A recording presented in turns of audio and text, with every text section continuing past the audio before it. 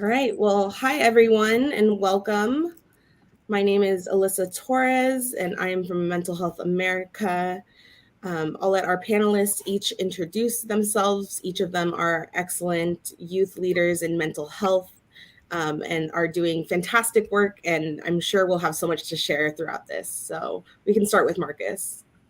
Hi, everyone. My name is Marcus Alston. I'm the founder and executive director of Alston for Athletes. My foundation is focused on helping student athletes in their mental health and well being. Thanks, Marcus. Madison? Hi everyone, my name is Madison Watts. I am a rising junior in Montgomery County, Maryland. I am involved in many organizations, statewide to nationwide, and I've worked in Mental Health America for, I would say, the greater part of the past year, and I've had an amazing time. This is a really welcoming and inclusive community, so I'm very honored and glad to be here today.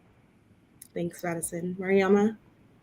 Hi, my name is Mariama Bah, and I was 2022 to 2023 mental health youth leader advocacy. And right now, I have a nonprofit organization called Nation of Diversity, and we focus on reducing homelessness and raising awareness about mental health through creative arts. That's what I'm doing right now. Well, thank you, each of you. We're very excited to be able to host this panel today and chat and really start off our campaign for our theme this year for BIPOC Mental Health Month and National BB Moore Campbell National Minority Mental Health Awareness Month, which the theme this year is culture, community, and connection, which are all key pillars to BIPOC mental health. And so we're really excited to start off this conversation with centering youth voices, centering young folks, and making sure that we are really focusing on the folks that are out here doing excellent work, who have lived experience, and who really are the future of the mental health field. So I just wanted to start with a question for each of you, and we can go Marcus to Madison to Mariama as well. So how have culture, community, and connection played roles in your own mental health journey? It's played a big role in my mental health journey. Being biracial, I basically grew up in an all white household. I really struggled with my identity, sometimes being told I'm, not black, that I'm white just because of the way that I sound, essentially. So it was definitely tough culturally growing up. And for me, my outlet was football when I was, struggling and dealing with my parents' divorce at a pretty early age. So I really found my community and connection through sports and basically being around people that have similar interests and passions, such as myself. And I've been a mental health advocate now for about 3.5 years, and very grateful for Mental Health America and what they've been able to accomplish by bringing like-minded youth leaders to the space. And when I first started becoming a mental health advocate, I really didn't know where to start. I didn't know that there was a lot of people like myself out there. So it was really good that Mental Health America is bringing us all together to, bounce ideas off of each other, collaborate with one another. We have our Slack channel with, youth mental health leaders. So that's always good to see people posting on, initiatives that they're working on. So, my community really came through sports, and then also by connecting with other youth advocates.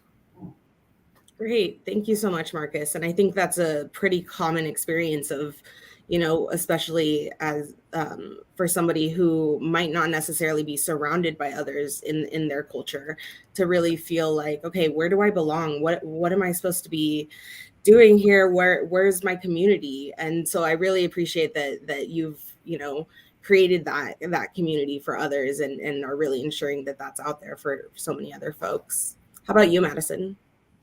Yeah, so I think very similarly to Marcus, I grew up in a predominantly white area, and I would say that being African American is a very large part of my identity.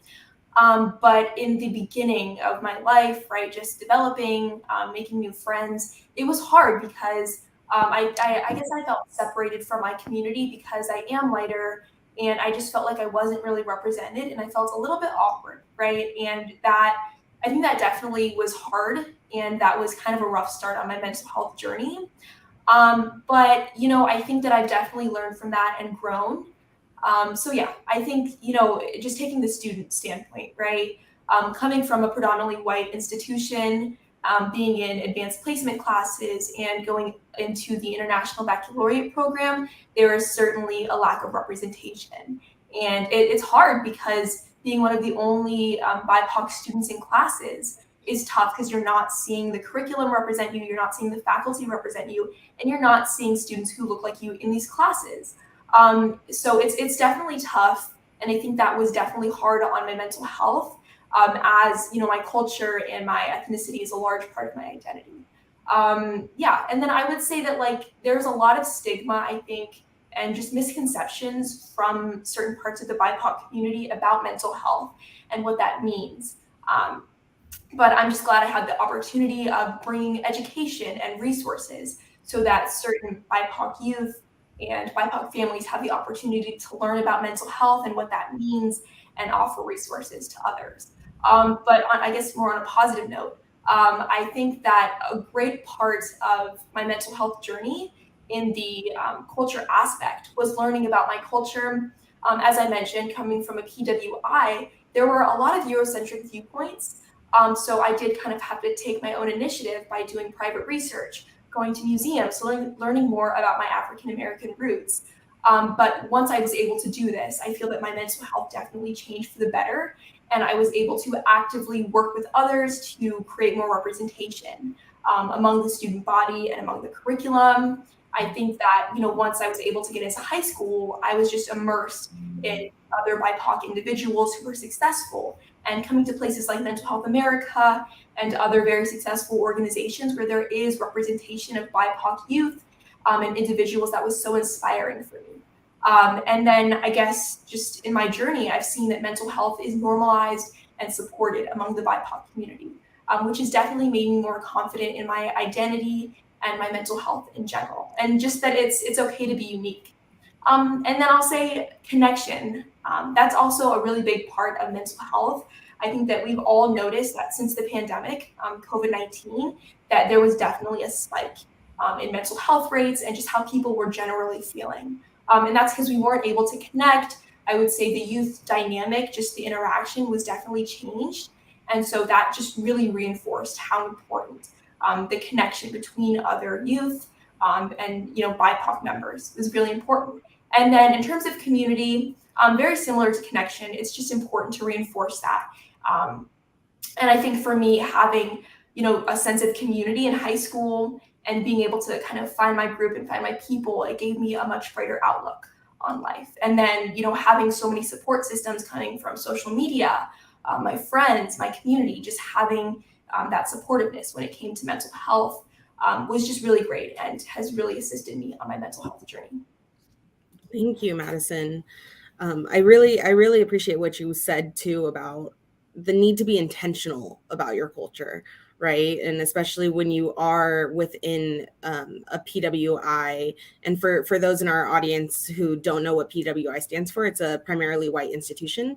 And so when you're in that kind of area, you do have to be very intentional about going out and learning. And, you're not necessarily going to be completely surrounded by your traditions and stories of your history and other folks who represent you. You really have to find ways to go out and do it yourself. And in many ways, that's not fair. And in many ways, that's also going to be really a key for a lot of folks. I know for myself, that's also been a key in connecting with my own identity.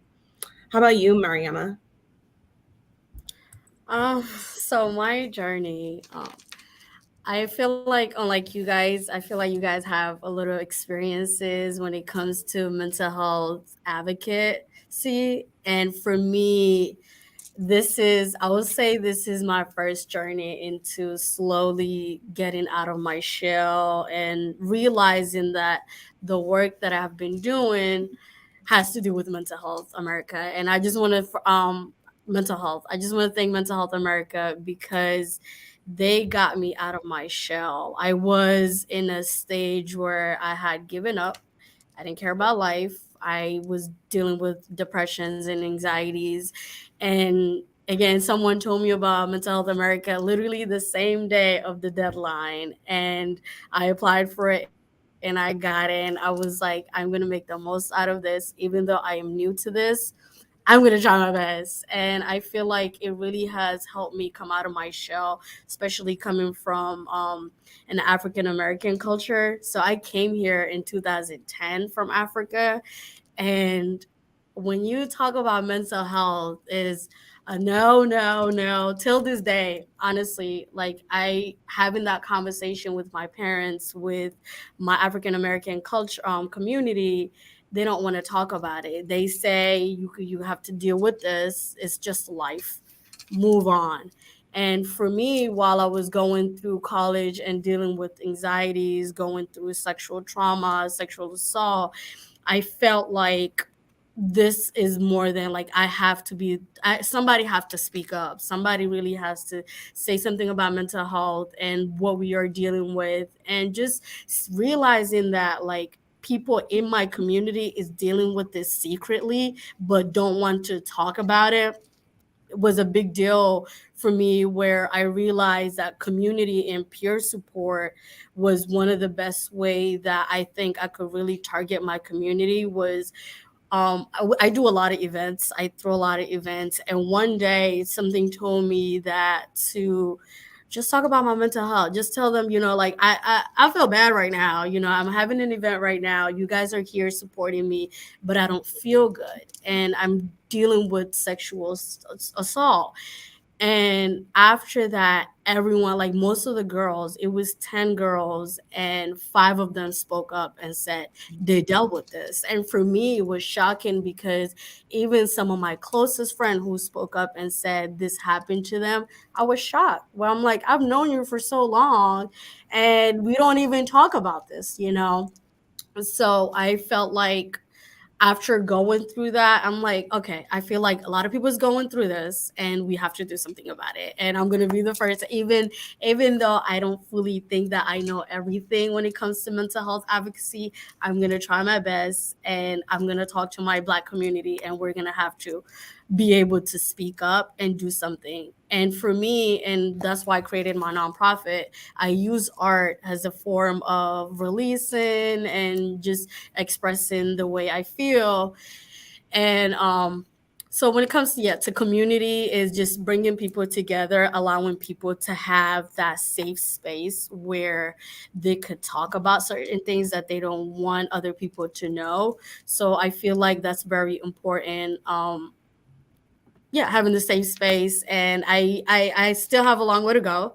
But I'm very grateful that Mental Health America is giving this opportunities for all of us to come together and learn so much about each other and realize that we're not alone in this. And there's other youth that's coming along who's dealing with the same thing, who wants to help, don't know where to start. But this is a great organization. So thank you guys so much for this. Absolutely. And I hope you can see the comment that we just put up on the screen as well. Audacity is the root of advocacy. So we commend your bravery, Mariama. There's strength in you and all of you speaking to us today. Thank you. That's a great one from Simone Walker. Well, thank you all so much for those great comments. I really think that there's something to be said about the power in sharing, in sharing your story, in talking about mental health openly, in fighting in the open, as we like to say at Mental Health America. I think that there's a lot of power in being able to speak up and to make those connections with one another. And, like you said, Mariama, when you speak up, suddenly people that you've known that have never said anything are saying these similar things, right? They're suddenly connecting to the same ideas. And I don't know, Marcus or Madison, if either of you have had any experiences like that with folks where, you know, you're starting to talk about mental health and all of a sudden other folks are bringing it up too. And you're like, hey, wait, I didn't even know that you were going to bring this up, but this is great. It's important to get these conversations going. Yeah, I'll say for me, like there was a lot of students who were interested in starting a mental health club at my school. And so they put that into action and they were able to develop that club. And then a lot of students came forward and helped to put that together and plan events. And a lot of students came forward and were able to share. So similar. Absolutely. Well, I love that. And at least for myself too, I feel like I've definitely seen that. I remember in college, I was one of the few folks that was starting to speak up about mental health. And then one day, I think at the end of one of my semesters, maybe 2 years in, my best friend came up to me and he was like, hey, I did not know anything about mental health, but actually I'm feeling suicidal lately and I don't know what to do with that. And you speaking up gave me that courage to even say that because no one in my life has talked about that. And I think that's a really common experience, especially for BIPOC folks, because, you know, a lot of times we have to be the first, right? We bear this weight on our shoulders. We bear this responsibility in which we often have to be the ones to take that extra step to say these things, to get vulnerable and to share our stories or to encourage others to share their stories, because oftentimes we're in communities where folks just aren't talking about this, you know, and if they are, maybe they're using other kinds of words for it. Maybe they're just like, oh, so-and-so is lazy or so-and-so's sleeping all day or what, you know, whatever it is, they might use these other terms, but they don't really have the exact language to start talking about, well, maybe it's depression, maybe it's ADHD, maybe it's anxiety, maybe it's something else, you know? So being able to have these conversations and make these connections with each other is so vital for ourselves and for our communities and for our cultures as a whole, right? Because when each of us start to get these conversations going, we're actually able to start to heal our communities as well. And frankly, I like to think of it as a form of healing for our ancestors too, right? Where our ancestors did not have the privilege to say so many of these things. And here we are getting to say these. Here each of you are, you know, bringing these conversations to light and being able to really shine a light on something that we all deserve to talk about. And so I want to ask another question for each of you, and this is specifically regarding the work that each of you are doing. So what are some of the ways that you have fostered community for other BIPOC youth? And we can start with Marcus. Yeah, that's a great question. So my foundation, we have a mental health scholarship program that essentially connects student athletes to clinical sports psychologists, where they'll receive upwards to 12 sessions and we'll pay for those services on the athlete's behalf. And one kind of core focus with this program is trying to find providers that fit athletes' needs. So we are awarding a scholarship to a women's volleyball player at Johns Hopkins. And, you know, she had a preference of working with a African-American female, given her background as well. So we really want to prioritize matching athletes with providers that look like them, may have experienced similar upbringings and backgrounds. So that's one piece. Another piece we do is we try to essentially give internships to student athletes in the BIPOC community, or try to bring on new volunteers that are, you know, part of the BIPOC community. So a lot of our team members are, you know, about a year or two out of college, and we are trying to really focus on putting women of color in director and leadership positions within the organization. I really want to give people that look like me more opportunities for executive level types of positions. I love that. And that's so vital to be able to allow that space and to be so intentional about bringing other BIPOC folks, other folks from perhaps marginalized identities into leadership. Because when we have that representation, one, other folks can see that representation and go, hey, I can do that one day. That would be great, And I'm sure there's folks that are watching this right now and going, hey, actually, I could do this. I could talk about this. And that just speaks to the power that each of you have within this. So thank you, Marcus, for saying that. How about you, Madison? Yeah, so as a student, I think there's a lot of people who are telling you, like, you are not able to do this. You're a student, so just work on, classwork and don't really get involved, right? So I think that's about the most wrong you could get. And it's really important that as students, we are mobilizing each other and trying to take further steps, in the furtherance of the student body. So for me, I think fostering a community can be anything, whether that's sharing experiences or starting a club. So I think for me, I have been able to foster a community both indirectly and directly. So I would say indirectly, focusing more on mental health. I was able to talk to Maryland House delegates about a House bill that essentially allowed for excused absence for mental health, which was really beneficial for all students across the state because, it's so important that we are prioritizing our mental health. So essentially what this bill would do, just as if you were sick or you broke a leg or something, it would be the same type of situation if you were just having, a tough mental health day, and you would have that support from the school system. And then upon your return, you would have, a counselor and have somebody to talk to, which was really great. So I worked with so many other students to kind of work on that, to foster just a community all over the state where we are prioritizing mental health.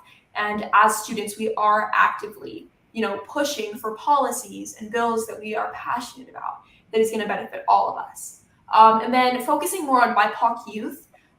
In my county, Montgomery County, I was able to work with a considerably small cohort of students and also a board member to work on a diversity, equity, and inclusion curriculum white paper. And this was really important for us because not only were we building a community for ourselves where we were, kind of sharing our experiences on what we wanted to see within the curriculum, how we wanted to see a more diversified, I guess passages and tests and just everything that was in the current curriculum. We were able to come together and make that possible while also, trying to benefit students all over the county as well. So I personally worked on a white paper that had to do with the English curriculum, where we were trying to convince, people in our county, board members, county council members, that it would be so beneficial for students to have these diverse viewpoints and be able to really see themselves represented, which is kind of a dramatic difference from our normal Eurocentric curriculum. And that's really great. And then I would say more on a direct level. So I think there's a lot of power in intersectionality when it comes to like learning about different cultures and just being open really to fostering community with other people, right? So I've been able to do this with many different clubs and organizations. So the first would be Black Student Union. We've been able to work with so many people in our community, making sure that they know about our history and that we're putting on events so the community is just united, I guess. And then I am the president, upcoming president of Spanish National Honor Society, and we're constantly putting on events around the school. We're giving back to the community. We're doing drives. There was this one project we did where we basically put up like a Thanksgiving tree and people would say what they were thankful for. And it was just a really great way to kind of tie in our school community. And then I suppose also we have this organization called MASC, which is the Maryland Association of Student Councils. And that is a great organization because it takes students from all parts of Maryland, and we're united and we're working toward common goals to pass policies, just to be united, to engage the student body. And, through that organization, we have mobilized students, again, working on the curriculum. Personally for me, I was very involved with diversity, equity, and inclusion last year. So we were, I guess the coordinators were able to make diversity, equity, and inclusion panels and really have people speak to the importance of that. So that was really great. And then I also did an Asian American program at UMD, which is Maryland, University of Maryland, which was a lot of fun because I got to learn about their experiences and how Asian Americans kind of dealt with their history. And there was a lot about mental health on that as well. So yeah, I would say that, through organizations and through actions, I guess in leadership, I've been able to certainly foster a community for BIPOC youth. That's great. That's great. And, you mentioned advocacy as a form of community too. And I think that that's huge, right? For so many folks, because when you are in a position where you care about a cause and you want to do something with it, nothing's better than getting around other folks who also want to do something and want to take action with you, right? And I'm sure all three of you relate to that.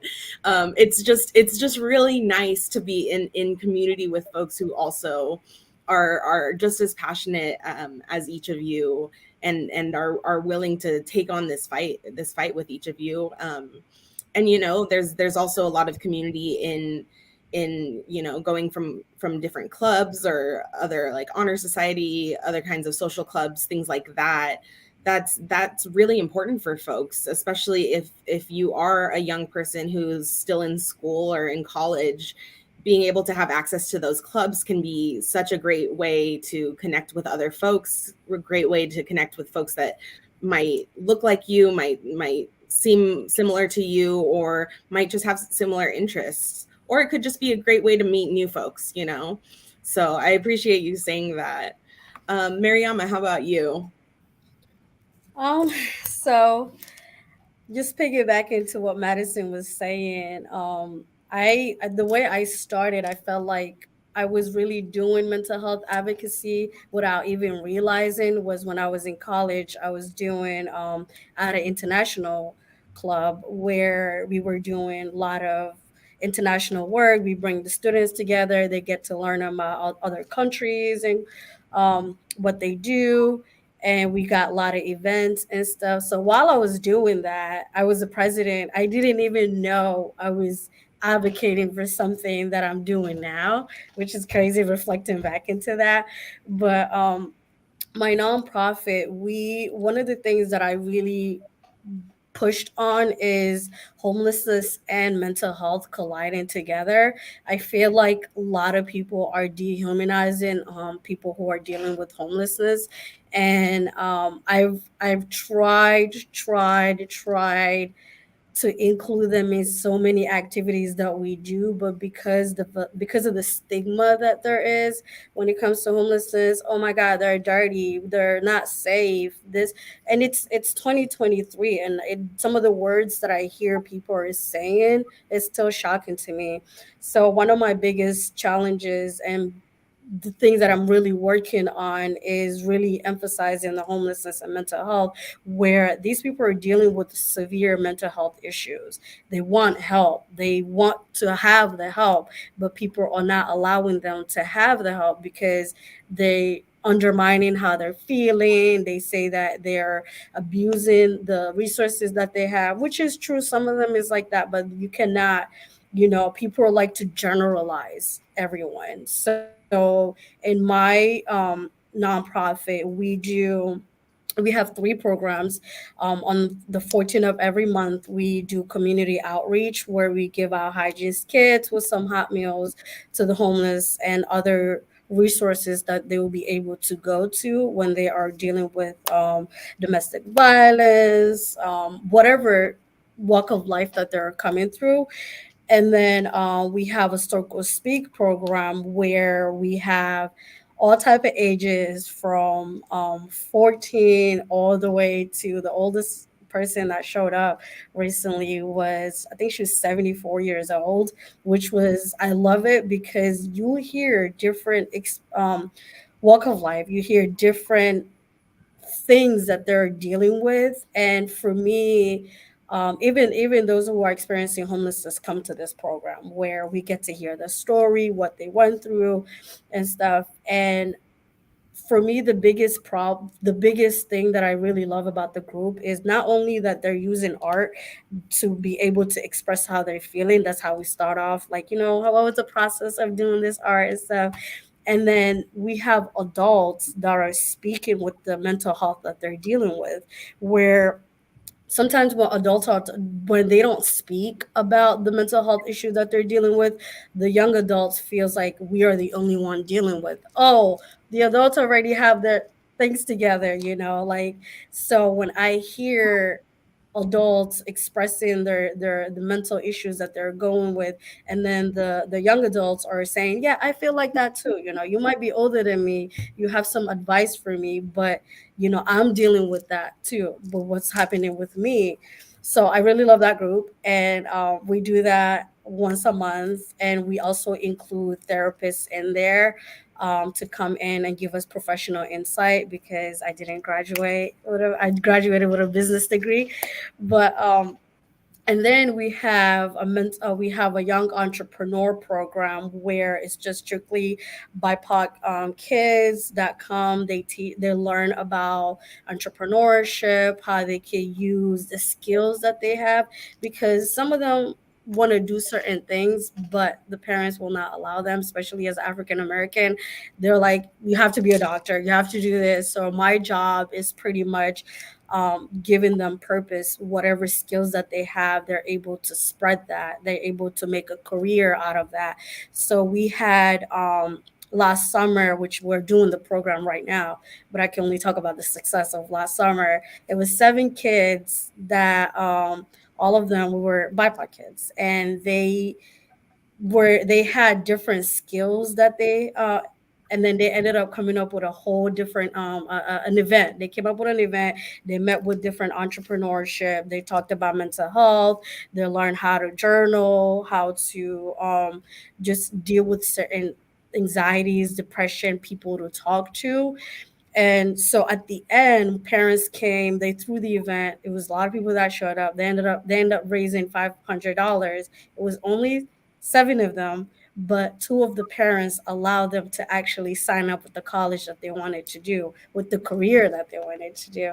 So that was very eye-opening for me, and also the family that came, where sometimes parents just don't give us that space where we want to be ourselves, express ourselves. So it's very hard where we are. Thankfully, there's people like us still trying to break that stigma, not just for the young leaders, for the youth, but also for adults. And yeah, I think that's it. Thank you, Mariama.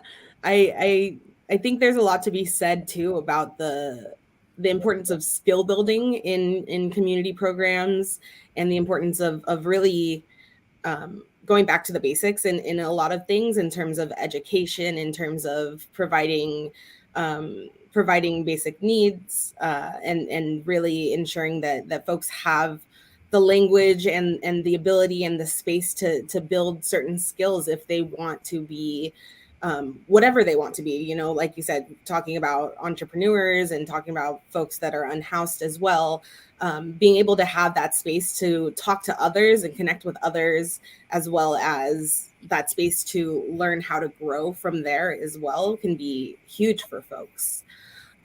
So before we wrap up, I just want to ask each of you one final question, and we can keep this pretty brief.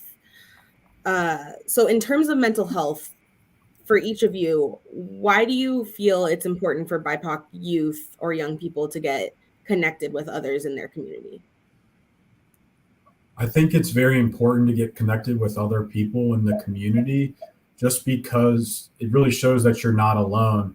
There's people like myself, Madison, Mariama, that are all doing great work, and that we're living proof that you can overcome whatever challenges that you're overcoming, but you can also do the work that we're doing. And for me, it was a little tough kind of finding my community, but like once I found that, it really uplifted me and inspired me to keep going on my journey and keep fighting the good fight. Thank you, Marcus. Madison? Yeah, so I think that it's really important for BIPOC youth to get connected with others in their community, because I think it's really fundamental to have a strong support system. I think that, when you're young, there is a lot going on, you have school, you have work, there's so many factors. And I think having someone and having, other people who look like you, just have those shared experiences and those similar values, there's kind of a connection there. And I feel like it definitely contributes to support, and it can make you more confident, and just really reinforce that sense of identity, right? I've always kind of had the mindset that connections are everything. So it's really important to stay connected. And I guess it's just really important to feel supported and serve as a support system for others as well. And then I guess like in terms of I guess it's like good to grow together as well, and like you always have something to like go back to, and then you just have that shared experience, and you're able to depend on each other, right? And like as Mariama said, like a lot of people, especially BIPOC youth, don't really talk about their mental health experiences, but I feel the more you're able to kind of form connections and become more grounded to your community, the more you're willing to share and the more open you are. So I think that encourages openness. Thank you, Madison. Mariama? Yeah, you guys already said what I wanted to say, but I definitely connections. I'm all about speaking up. And it's crazy because even when it's so tough for me to speak up, which is, I just started this journey, but I feel like being able to speak up and hearing other people's voices really motivates you to get out of your own comfort zone and find your people. And finding your people is very important because although it's changing all the time as you change, your people are changing, but you get to learn, you get to grow, you get to connect. And these people or whatever connection that you end up having might be lifetime. And that's very important. Where yeah, and just being able to, and also making people realize, although you're speaking up, like you said, Elisa, languages is very important. Being able to be sensitive with other people and make it realizing that everybody is dealing with something, and just watch out how you speak to other people. So I feel like that's very important. And yeah, finding your community and being able to be connected, even though if it's like me, you're new to this, you don't know what you're doing. I feel like when you speak up, you keep going, you will find your community. Do not stop. And you have to start somewhere. Starting somewhere is gonna lead you to path where you'll have no idea where it will get you, and it will be worth it. Thank you. I think that that's a great place to end on too, with just, you have to start somewhere. Whoever it is that you're reaching out to, whoever it is that you want to have that first conversation with, it doesn't have to be the world's toughest conversation to have. You can just start off with just simply making a connection with somebody. And wherever you do find your community, whether it's in person or online, just remember that it's really important to your mental health, and that having a strong sense of community really is related to a lot of positive mental health outcomes, like pride in yourself and feelings of belonging, and other ways of well-being as well. But I want to thank each of you for this panel. This was fantastic. And for those in our audience, I want to encourage each of you to download our BIPOC mental health toolkit for this year. Our theme is culture, community, and connection, and we will go ahead and leave the link for that in the chat so each of you can check out that toolkit, share it with others. There's shareable images, there's fact sheets, there's worksheets, all kinds of things. Check it out. It's free. It's legit, I promise. So anyway, thank you all and have a great day. Bye. Bye.